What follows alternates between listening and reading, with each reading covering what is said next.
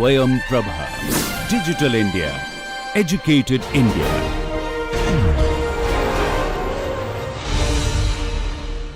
So today we'll have the lectures essential nutrients for crop production with the functions and efficiency. Means we'll discuss about the nutrient management. That means we should know the crop growth and development. That depends upon several factors. So we have discussed few of the factors like how the climate that influence the growth and development as a aerial factors, and also we have discussed the effect of soil factors like tillage we have discussed. And so these are the agro ecosystems, the climatic factors and the adaptive factors. Now discuss the nutrient management, also nutrient, how the nutrient plays a big role for the growth and development, because the plant needs nutrients for its growth and the development. Now we'll discuss the function of different nutrients and what are the essential nutrients for the crop growth and development. So in this chapter, you will be learning about the essentiality of nutrients per crop and the form of nutrient uptake by the crop, functions of nutrients in plants, and also discuss the diagnosis of nutrient deficiency symptom in plants, which is very, very important, because if you diagnose properly the nutrient deficiency, then you'll be able to take care of the crop. So there is it's important, essential to know the deficiency due to which type of what nutrients, and that will guide you to apply the particular nutrients so that the crop can recover and you can have a better growth. So with this, let's go, the nutrients. So now you might have known the farmers are using huge amount of fertilizer in the crop field. The fertilizer applications is not a very specific way of recommendations. So they do apply the blanket recommendations without understanding what is there in soil and what the crop needs. We go on applying a particular type of fertilizer. So very intensive use of fertilizer. So because of that, we are facing the problem today. As the fertilizer related pollution, that is bringing climate change, and also we have contamination of the groundwater. So these are the certain problems we are facing due to intensive use of the excessive use of heavy chemical fertilizers. If you the fertilizers used in different countries, and the US, one of the developed country, where the fertilizer use around 140 kg per hectare, and China, that is very high use of fertilizer, that is around 500 kg per hectare. There are some other countries also they are using excessive fertilizers, and India we are using around 165 kg per hectare of fertilizer. This is the annual application of fertilizer in the agricultural field. And in India, if you see, there are the different states in India. So where the Punjab, Haryana, and the Tamil Nadu, Andhra Pradesh, West Bengal, and Uttar Pradesh, they have the high use of fertilizers, more than 100 kg per hectare, and the other states probably they have the less than 100 kg per hectare. So many states have less than 100, and these states have excessive high use of chemical fertilizers. The average fertilizer in India around 165 kg per hectare. So now we are going to minimize the use of chemical fertilizers. So that's good for the sustainability. If we go for the sustainable agricultural productions, we should know how to reduce the use of chemical fertilizers, and we have to go more and more of organic management. At the same time, we must see that the production is maintained. And also we discussed last class how we can go for the conservation tillage. By having conservation tillage, you can minimize the use of chemical fertilizer once there is a build up soil fertility. And so then the soil fertility, that's very important to know the soil fertility and soil productivity. Soil fertility, that is the inherent capacity of the soil that enable it to provide the essential plant nutrients in quantities and proportion for the growth of specified plants when other growth factors are favorable. It is expressed as in terms of the nutrient availability in kg per hectare. That is soil fertility. That the nutrient supplying capacity of the soil to meet the growth and development need. So that is in soil fertility is expressed in kg per hectare. And this is soil productivity. This is the capability of soil for producing a specified crop under a definite set of management practices. It is measured in terms of output or harvest in relation to input or production factors. That is soil productivity. So soil productivity we quantify, measure in terms of the crop yield, that is kg per hectare. And soil fertility, that is quantified in terms of nutrient supplying capacity of the soil, that is nutrient availability kg per hectare. And soil productivity, that the yield, that in kg per hectare, that is soil productivity. In most of the cases, no, in where soil is fertile, is expected to be productive. If soil is fertile enough, it can give a better yield. But the soil productivity, that includes both the soil fertility and soil health. And if soil health is better, what do you mean soil health? Soil health does not mean that soil fertility only. Soil fertility is the current nutrient supplying capacity of the soil. But soil health is something the broader, something something above soil fertility. That is the soil is a living body. That means how the health of the soil means how the living microbes they are healthy. How the soil is capable of supporting the living microbes. That means the microbial populations. That is a soil health. Soil is a good health. It has good amount of microbial population, and having good amount of microbial population, that talks about the organic carbon. That means the soil should have a good organic carbon. Soil having the higher content of organic carbon, we can say the soil is a good health, a healthy soil. The soil is not having higher organic carbon, we cannot say soil is a healthy soil. You can see in India, in average, organic carbon content of soil is less than 0.5%, which is not good. Our soils, most of the soils are not healthy soils. So we need to enrich the soil. We need to make our soil healthy by addition of the organic manures or the compost. That will improve the soil health by adding carbon. So we need to have improve the soil health. Most of the temperate climates can see that the organic carbon may be more than 1%. We need to have the soil organic carbon content at least 1% or 1.5% is good to maintain a good health for the proper growth and development of the crop. So this is what the soil fertility and soil productivity. So once then we have the essential nutrients. What do you mean by essential nutrients? There are macronutrients and micronutrients. So the nutrients that's requirement in the higher amount, that's a macronutrients around 1000 microgram per gram on dry matter basis of the crops. So this comes around more than 0.1%. So the nutrients requirement of the crops, the higher than 0.1%, they are known as the macronutrients. And the micronutrients, the requirement is very low amount. Those are the micronutrients. It may be around 100 ppm or less than 100 ppm. It may be very close, or some cases it may be around 200 ppm as well.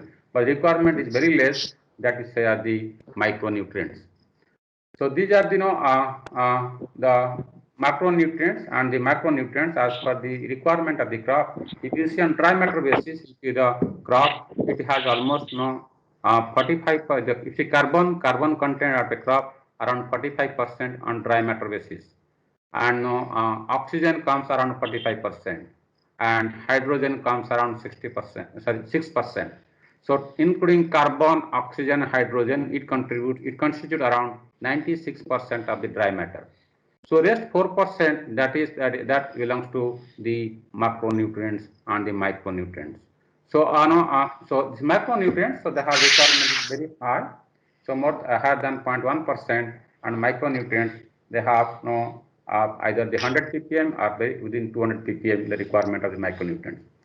So this say how do you say the nutrient is essential? How can say this essential nutrient? How can show the scientists Arnon and Stout? So they propose the essentiality of the nutrients. How can say the nutrient is essential? The nutrient is essential. They satisfy these following three criteria. Then you can say the nutrient is essential. The criteria one: a deficiency of element in question results in failure to complete the life cycle. That means nutrient requirement must for completing the life cycle of the crop. Then that nutrient you can say that is the essential element. So without that nutrient, the plant cannot complete its life cycle. Then so that nutrient becomes very essential. Without nutrient plant can complete, that nutrient is not an essential element. So if nutrient is essential, then in absence of that element, the plant cannot complete its life cycle. And the second is how can say nutrient is essential? Now, if a deficiency of that element can be corrected by supplying that element only. that then we can say that is your essential element. Suppose the crop suffers from nitrogen deficiency. If you supply phosphorus, the deficiency cannot be corrected. So nitrogen deficiency can be corrected by supplying nitrogen only. Then you can say nitrogen is an essential element. If deficiency of one element can be corrected by supplying other element, that nutrient may not be considered as an essential element. And the third one, the element must extend its effect directly on growth and metabolism of the crop. That means elements play roles, they are involved, they are directly involved in the enzymatic activity, photosynthesis, and formation synthesis of the organic compounds. Those elements are essential. So that's it. So elements, all the essential elements, they satisfy these three criteria because they are required for completion of the life cycle of a crop, and they are the specific actions elements because their deficiency cannot be corrected by, or they cannot be substituted by other elements, and they are involved directly in the growth and metabolism of the crop. That is what we say as the essential element. So in total there are around 17 essential elements for the for the crop growth and for the uptake of the crop. Usually crop takes around 17 essential elements requirement for the growth and development of the crops. These elements are, can say, so the carbon, hydrogen, oxygen. The crop gets this carbon, hydrogen, oxygen from the natural sources, get from the air and the water. It takes the carbon, hydrogen, oxygen. We don't supply this carbon, hydrogen, oxygen through soil. Plant takes these elements through air, through natural sources, through air and water. So what do? We do supplement the rest 14 elements. So on the rest 14 elements, these 6 are called as macronutrients and the 8 are micronutrients. So, so what are the macronutrients? Nitrogen, phosphorus, potash, calcium, magnesium, sulfur. These these nutrients, these 6 nutrients are known as macronutrients. Their requirement is higher as compared to the other nutrients or micronutrients. Among them, nitrogen requirement is maximum for most of the field crops. Yeah, it may be it varies from maybe 0.5%, 5%. In general, the nitrogen content average field crops around 1.5%.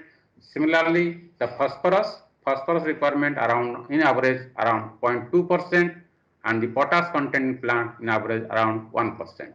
So there are the calcium, magnesium, sulfur. So these are the nutrients requirement, the greater amount or the higher amount as compared to micronutrients. And these are the form of nutrient uptake by the crop from soil. Usually these nutrients you supply through soil, and plant takes the nutrient from soil through the root system. The plant takes nitrogen in the form of ammonium ion or the nitrate ion. Plant takes phosphorus in the form of H2PO4 and SPO4- ions, potash in the form of K+, calcium, magnesium, and sulfur. Similarly, these are the micronutrients. The crop takes nutrient iron, manganese, zinc, copper, boron, molybdenum, chlorine, and nickel was not earlier as essential element, but later on it was added the essential element because plant needs nickel, though in very minimum amount, maybe at ppb level, of course, or maybe 0.5 ppm. So it's ppb levels that this plant takes nutrient very minimum amount, but this is also essential for the growth and development of the crop. Well, so these are the essential of nutrients. So one, to know the nutrient, then you have to know the deficiency symptoms. What are the deficiencies? How can you diagnose the deficiency symptom of nutrients in plants? So I show you this. This one. How can diagnose the deficiency? These are the some of the symptoms. You can see the on the leaves, and that you can know. Your mind can set the whether is a deficiency. This is, you can see the chlorosis. Chlorosis means devoid of chlorophyll. The leaf becomes white or the yellow. That becomes chlorosis. So there is no chlorophyll present in this case. So that's due to some of the nutrient deficiency. That's the intervenal chlorosis. Means these are the vein area, and in between the vein, if the portion becomes the whitish or the yellowish, that's the intervenal chlorosis. Where the vein remains green, but the intervein becomes white or yellow, then it becomes yellow. And where the vein becomes, in this case also vein also becomes the chlorosis. In this case, in the vein and intervein whole leaf can become chlorotic. That is due to some nutrient deficiency, the entire leaf become chlorotic, including vein and intervein. Some nutrient deficiency only intervein become chlorotic, but vein remains green due to particular nutrient. And there are also necrotic spots. These are the brown color, black color spots appear, the circular spots. So this is due to some of the nutrient deficiency necrotic spots. Or then the tip burning and the chlorosis of margins. So this is also due to the margin, the tip burning and start from the tip and that proceed to downward the base of the leaves, the chlorosis of the marginal portion. That is also due to some nutrient deficiency. And the purple color petiole becomes very purplish color. That is also due to some nutrient deficiency. So these are some symptoms. If you see, then which nutrient deficiency and what are the that we will discuss. And sometimes there may be overlapping of nutrient deficiency with the other stresses. There may be water stress. That's about as a abiotic stresses like water stress may be there, and also this may be confusing with a disease as well. Some cases, especially the necrotic spots, that also become in some cases some disease, fungal disease. We also get necrotic spots. So this is this becomes a overlapping case. But you have to see some these spots appear which part of the plant. If there is a disease, the disease is likely to cover the whole plant system. The leaves now starting from the older leaves to newer leaves, there is a disease. Then if the symptoms appears the entire plant system, then you can see that this may be due to disease. But if these necrotic spots of the leaves that does not appear throughout the plant, but appears at a particular portion, as as either maybe the younger leaves or maybe the older leaves, then this may be due to nutrient deficiency. So this is how we can distinguish between whether the symptoms is due to nutrient stress or due to disease, as a biotic stress, you can say. So so that's what we need to know. If there is a disease, it's likely to spread all over the all of the portions of the crop, starting from the older leaves to newer leaves, the disease. But in case of the nutrient deficiency, some nutrient deficiency appear in the older leaves and some nutrient deficiency appear in the younger leaves. They are not spread uniformly throughout the plant, because those nutrients are mobile. If there is a deficiency in soil, the deficiency symptoms appear in the older leaves for the mobile elements in the plant. But those nutrients are not mobile in the plant. So in those cases, the deficiency symptom appear in the younger leaves, because younger leaves has a need for nutrient. If the soil has a deficit of nutrient present in the older parts, they move to the younger parts to meet the requirement need of the younger leaves. In case the nutrient is not mobile, so in that case the younger leaves does not get nutrient from the older leaves. In that case, if soil is deficient, then the symptoms will appear in the younger leaves. So we'll discuss now these as a different nutrients, especially for the major nutrients, macronutrients, their functions, and where the deficiency can appear in the different plant parts. Yeah, any question do you have any doubts from here? Sir, I have two basic questions. First, sir, I guess in China, almost everyone is non-vegetarian, and I have heard that if they do farming, they do in the traditional way. Also, they have a lot of technology also, but still, why are they applying 400 kg per hectare of fertilizers, sir? Is there any particular reason for that? Which one? China? Yes, sir, China. Now you see why they are of course they're non-vegetarian, but still even the non-vegetarian they need to have the food grain productions. Vegetables are there. They do take veg sufficient amount. At the same time, they do take non-veg as well. Okay. Why they are applying huge amount of fertilizer? Because there is a temperate climate, so they have different problem. We are tropical climate. We have also different problem. Our problem is that if you apply nutrient gets very fast mineralizations, and if there is no proper uptake by the crop, lost, it does not remain. So we need to go for applying also high dose of fertilizer, but if the plant takes nutrients, or different plants have different nutrient uptake mechanism. Some plants takes limited amount of nutrient, and if you apply high dose of chemical fertilizer, because of the very fast mineralization, high temperature, the nutrient get lost. That's one. And in their case, this is very low temperature. It's a very slow mineralization. We have the problem of fast mineralizations. They have the problem of a very slow mineralization. So if you apply, you need to apply high dose of fertilizer, so that direct fertilizers, so that plant can get. But if you apply as the rate of mineralization is very slow, and the loss is less from their field also. It may remain available for longer periods, but to meet the need of the current crop and to have the exact need, they do apply for the high dose of chemical fertilizer. Moreover, and they are going mostly hybrid crops, high yielding and hybrid crops. Most of the rice varieties in China, in India, and compare China, China has huge area coverage on hybrid rice, and most of the hybrid rice, they are the high in nutrient demanding. Not only hybrid rice, many of the vegetables, they have the hybrid vegetables. Our the spread of the hybrid crops are less as compared to China.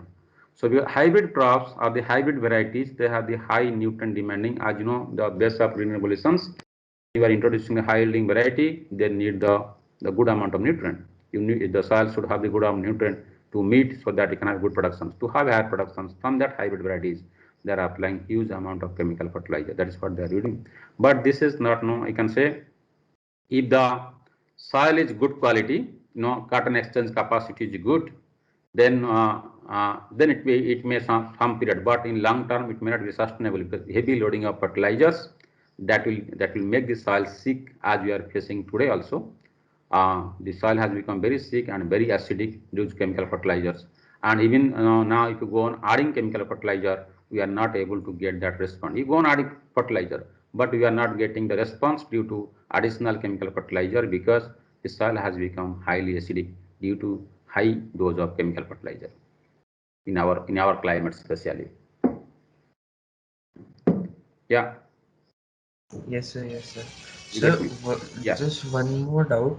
Sir, as you mentioned that a chemical disease or deficiency of nutrients like be present either in old leaves or in new leaves. So, but nutrient flow in the plant is due to pressure difference, now. So, how do the plant know that I have to supply this nutrient only this intermediate leaves, not to new leaves or old leaves?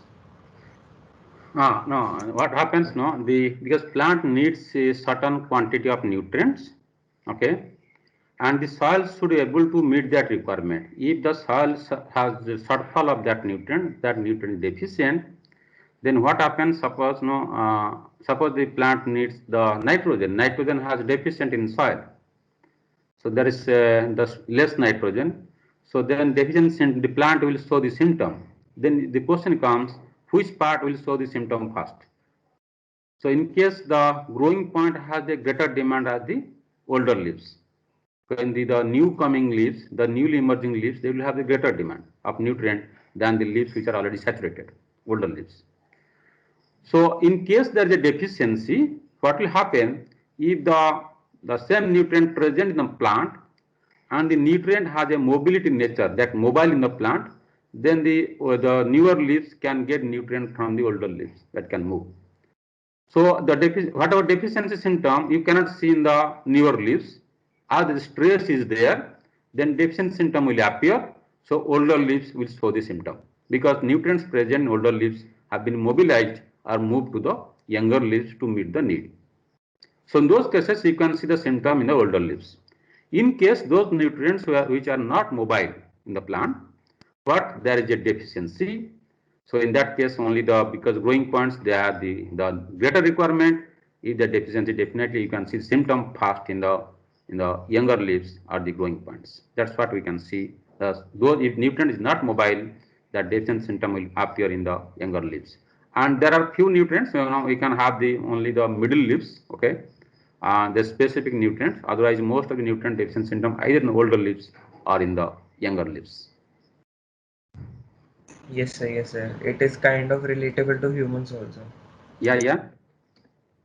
I guess it's kind of relatable to humans also, like for a poor Uh-huh. family, I can say. Yes. Somehow also, that's true. Yeah. Sir, I have a question. Excuse me, sir. Say please. Does the intensity of the color is proportional to the amount of deficiency? The color, see, if the deficiency slowly it will become yellowish, and as a yellow color, then becomes dieback system symptom. But initially symptom, if you see the start of the deficiency, you can find the color is fading from the green.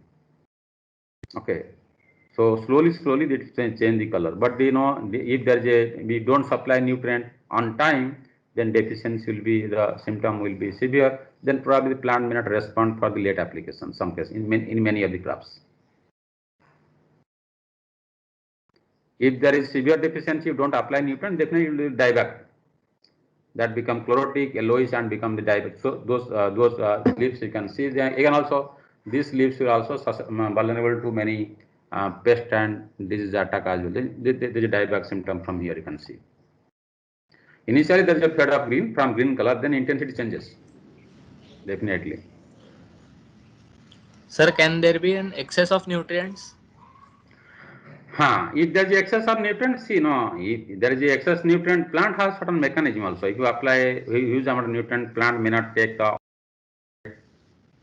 it won't accept whatever you load, and sometimes excess nutrient cause the growth reductions, and if you are taking excess of fertilizer like nitrogen, if there is excess availability, even root system also the mechanism they regulate to uptake of excess nutrients, and if there is excess nutrient uptake, that will become, the plant become very weak, the system becomes very weak.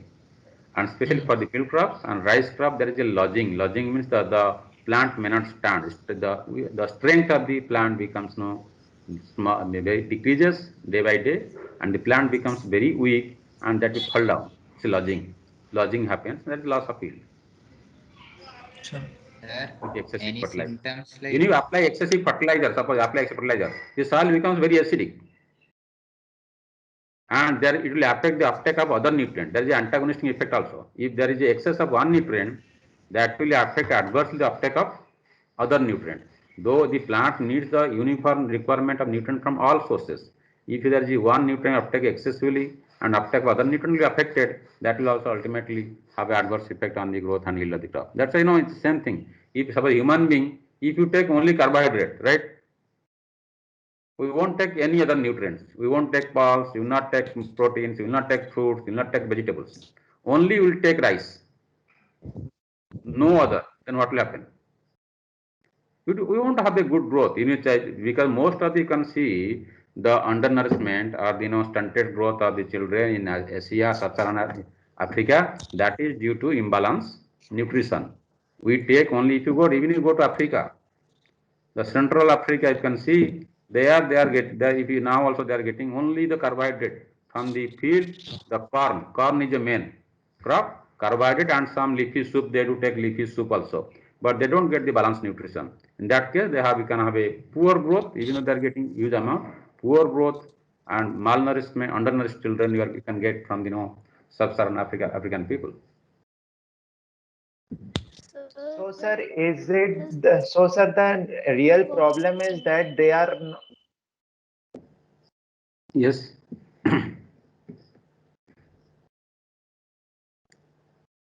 Yeah, I'm not able to hear you. Hello, sir. Is my voice Yes. audible? Yes, please. Yes. Sir, like, what is the specific reason that Indian soil has less than 0.5% of organic matter, sir?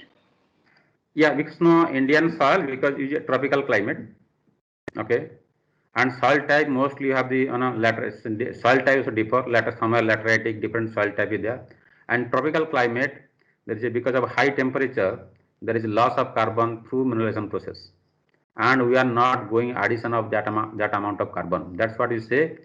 So there is that the principles of if you see laws of motion or the principles of crop productions, there is a give and take method. The nature says if you are taking something, also you need to give back. That means suppose you are growing rice, you take the grain for human being that you say that you need to consume. But what about the straw parts? The straw parts should be returned back to the soil. So nature has given you grain, so you give back the soil so that the nature can enrich, can maintain. That's you say the nature has the enough things for everyone's need, but not enough for everyone's greed. That's what we say. So you have to give back. Unfortunately, in Indian condition, what you say, so we are taking away everything from the soils without adding, without giving back. We need to add organic sources. You need to return the crop residues, which you are not using. Crop residues should come back to soil so that the soil can enrich organic carbon, which you are not doing regularly. And moreover, we have the tropical climate, there is a loss is very fast because of high rate of mineralization of carbon. Got it, sir. Thank you, sir. Yeah. Yes, Sir, if the soil has yeah.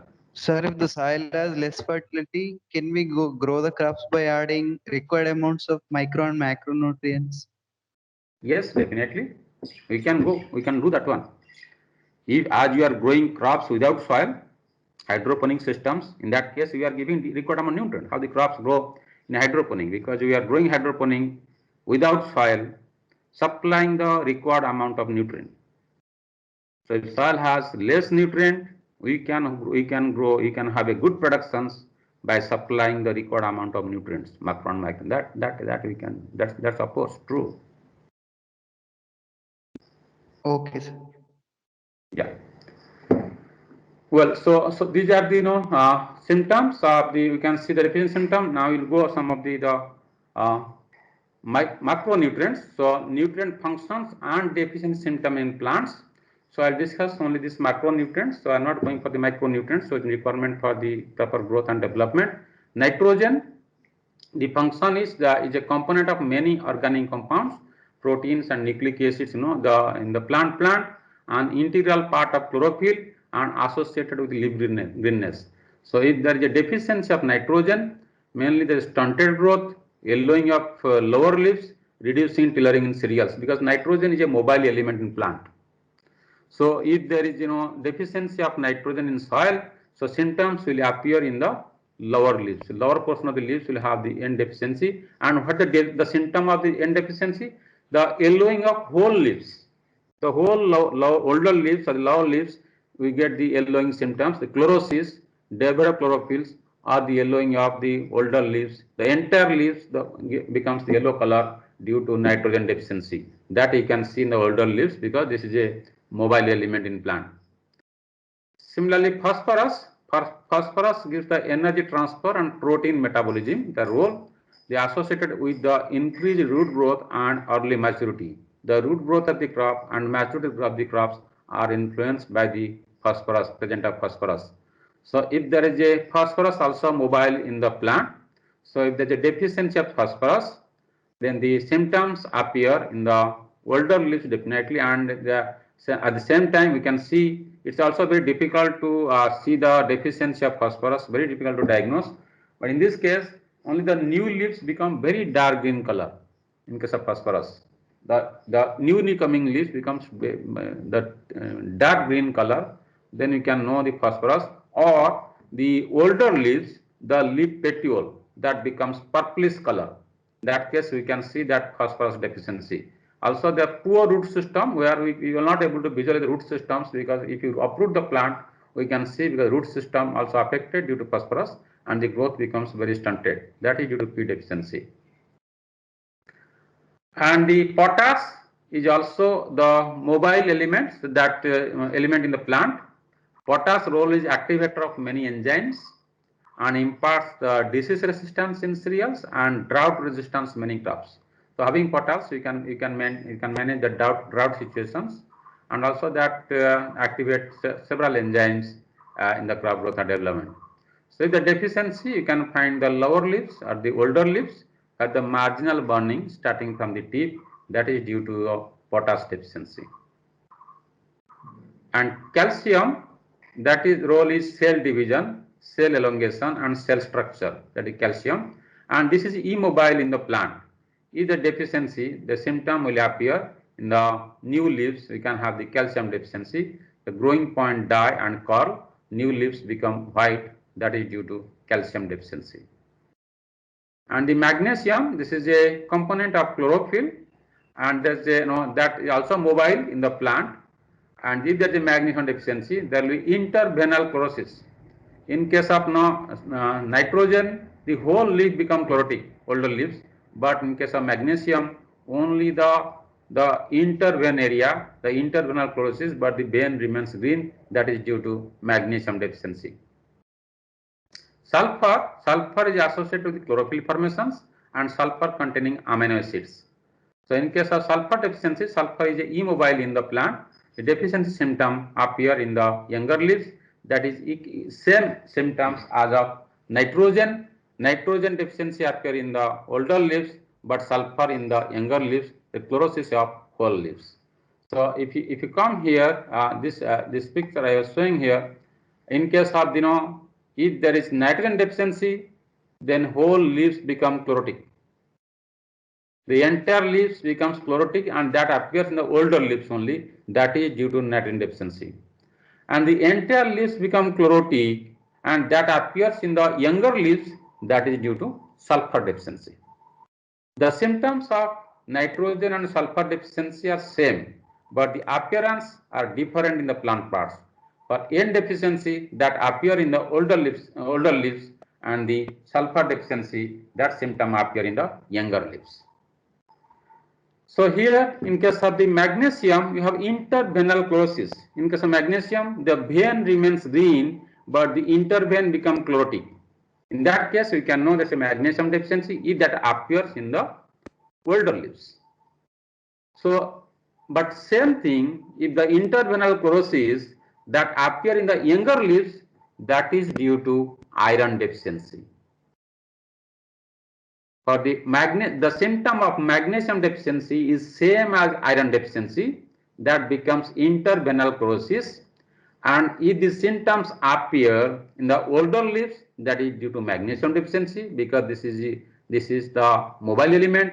And if the symptom appear in the newer leaves or the younger leaves, that is due to iron deficiency, because iron is not mobile in the plant. And for the phosphorus, there is if the older leaves, the leaf petiole become purplish color, that indicates the phosphorus deficiency. Or if you are newer leaves, that becomes very dark green color, that is due to phosphorus deficiency. So this is very difficult to diagnose the P deficiency, because the symptoms usually doesn't appear very clearly. But you have to, so if only the root system, if it's a root system, there is a very poor root system because of phosphorus deficiency. But some cases, if the symptom may appear the purplish colors or very dark green color of the newly leaves.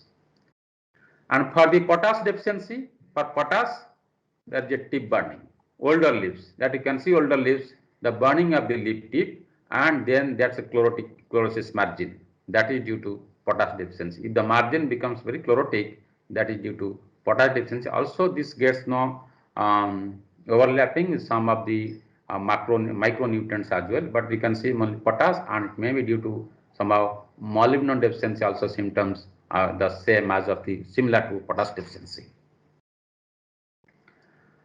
And this is the necrotic spots. The spots appear in case of there is some manganese deficiency. If there is a manganese deficiency that appear in the upper portion, the newer leaves.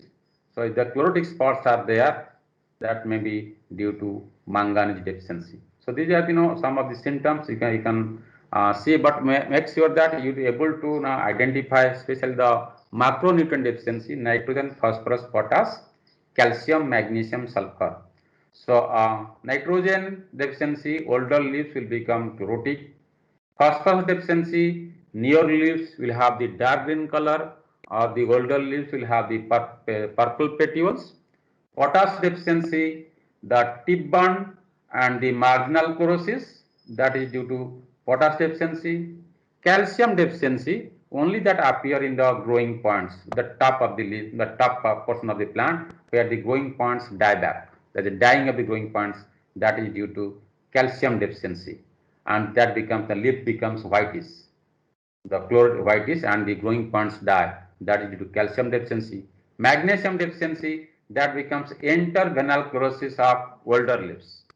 With older leaves becomes interveinal chlorosis, but vein remains green, that is due to magnesium deficiency. And the sulfur deficiency, that is the chlorosis of whole leaves that appear in the younger leaves, not in the older leaves, that is due to sulfur deficiency.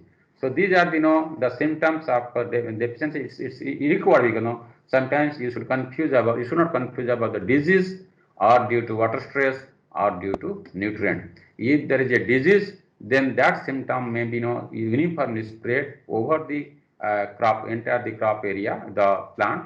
It may not be a very specific to a particular portion of the plant, either the older leaves or in the newer leaves, in case of disease spread. And same case in case of the water stress also, you can find the chlorotic, and also the whole plant becomes wilting. There is a wilting of the plant sometimes, and with the plant shows wilting appearance due to stress. You can see the water stress is there, and also wilting is there. There are certain diseases are there, but in case of water stress, if you go on irrigating, the plant will recover.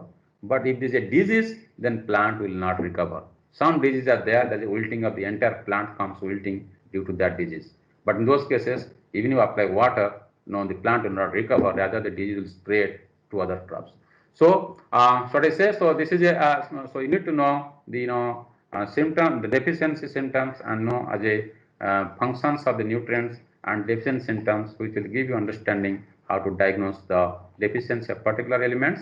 So these which nutrient deficiency appear which part. So the growing plants have the calcium and the boron deficiency. The new leaves, emerging leaves, where you can have the growing plants in tip of the plant that have the calcium and boron deficiency, and new leaves you can have the deficiency of sulfur, iron, manganese, and copper, and the middle leaves can have the zinc deficiency, and old have N, P, K, magnesium, molybdenum, and nickel deficiency.